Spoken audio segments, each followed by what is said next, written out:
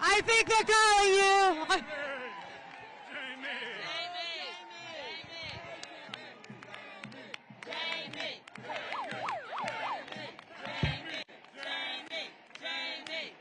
My friends, we got to keep meeting like this.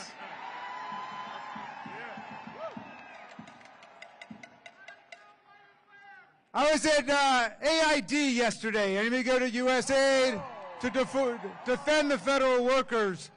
And I saw Elon Musk tweeted out a picture of a nonviolent, boisterous rally saying, "Looks like an insurrection to me," he said. You know, and in his native apartheid South Africa, that might have looked like an insurrection to him, because the authoritarians don't know the difference between an insurrection and a nonviolent popular protest, okay? So I want to give him a little seminar on it. An insurrection is when the president, who's been defeated by more than 7 million votes in an election, tells people to go and fight like hell, or they're not going to have a country anymore, and they go and they beat up our police officers, wounding and injuring and hospitalizing more than 140 of them. And they chant, "Hang Mike Pence." That's what an insurrection looks like. That's what an insurrection looks like. This is not an insurrection. This is a resurrection today.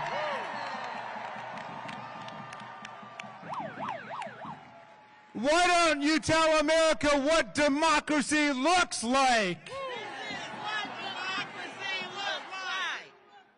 What does democracy look like? This is what democracy looks like. Well then, if we're looking at the Treasury Department, tell me what plutocracy looks like. What does democracy look like? This is what democracy looks like. What does plutocracy look like? Well, my friends, you know, they sent a memo to 2 million federal workers called the fork in the road. The fork in the road. Wait a second.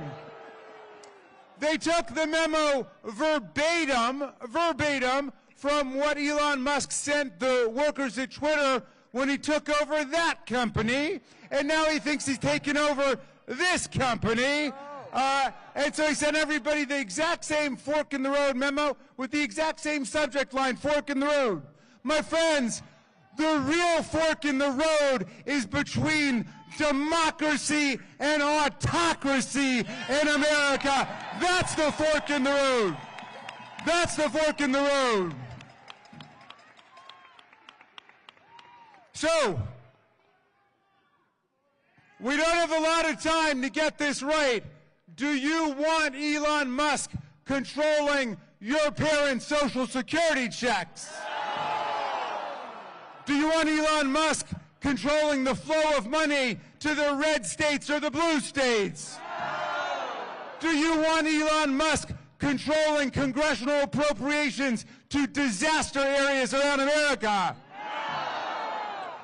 Are you willing to fight day and night, dawn and dusk, to fight Elon Musk and take our government back?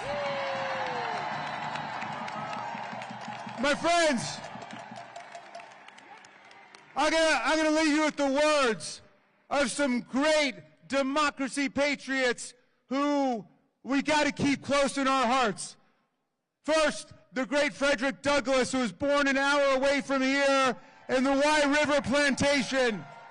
And he became a great freedom fighter in the Civil War and through Reconstruction. And Douglass said, if there's no struggle, there's no progress.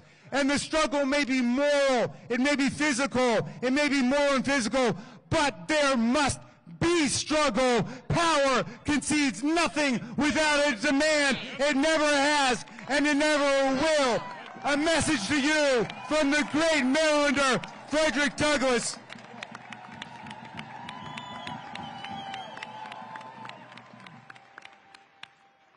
I want to leave you with the words of the great Tom Paine. You know, he came over to America in 1774. He fell in love with the promise of America. He said, if this land lives up to its values and ideals, it will become an asylum to humanity, he said. Not an insane asylum, mind you. A place of refuge for people seeking freedom, democracy, self-government.